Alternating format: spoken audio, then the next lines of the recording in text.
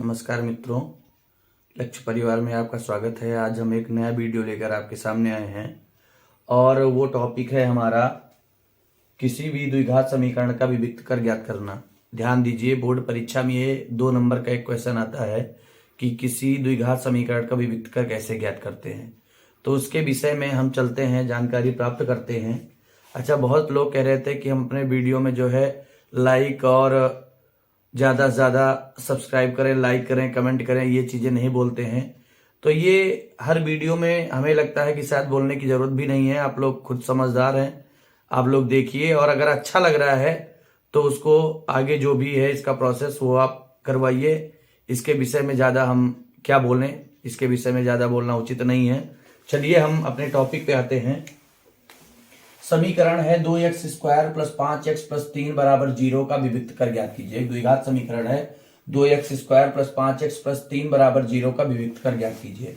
तो सबसे पहले हम हल में देखेंगे, इसको लिखेंगे 2x² + 5x + 3 = 0। पहले हम समीकरण को उतार लेंगे और फिर इसकी तुलना जो है हम ax² + bx + c = 0 से तुलना करने पर ax² + bx + c = 0 से इसकी जो है तुलना करेंगे।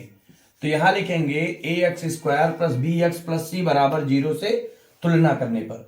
और हम देखते हैं कि a बराबर है 2, b बराबर है 5 और c बराबर है 3।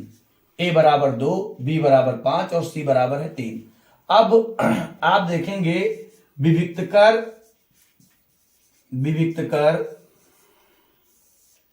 d बराबर होता है b² - 4ac। विविक्त कर d बराबर होता है b² - 4ac। तो जब हम d बराबर निकालेंगे b² का मतलब b का मान है हमारा 5, तो 5 का स्क्वायर -4 मतलब 4 गुणे a 2 और गुणे c 3। तो ये d बराबर हो जाएगा 5 का वर्ग हो गया 25 - 4 दूनी 8 त्रिक 24 और d का मान आ गया, d बराबर आ गया 1। अब यहीं पे ये विविक्त कर हमारा, तो विविक्त कर जो है विविक्त कर d बराबर आ गया 1। अब यहीं पे लोग पूछते हैं कि भाई मूलों की प्रकृति क्या होगी। तो आप मूलों की प्रकृति के विषय में भी एक आपको हम थोड़ा सा बता दें। मूलों की प्रकृति में आप समझें कि अगर d का मान ग्रेटर देन 0 है तो मूल जो होते हैं वो वास्तविक होते हैं, वास्तविक और असमान। अगर d का मान ग्रेटर देन 0 है, जैसे भी ये आ गया है ग्रेटर देन 0, तो इसके मूल वास्तविक और असमान होंगे। अगर d बराबर 0 है तो मूल वास्तविक और होंगे समान। मूल वास्तविक होंगे और क्या होंगे, समान होंगे। और d इज लेस देन 0 है तो इसके जो मूल होंगे वो क्या होंगे, काल्पनिक होंगे। मूल जो होंगे वो काल्पनिक होंगे।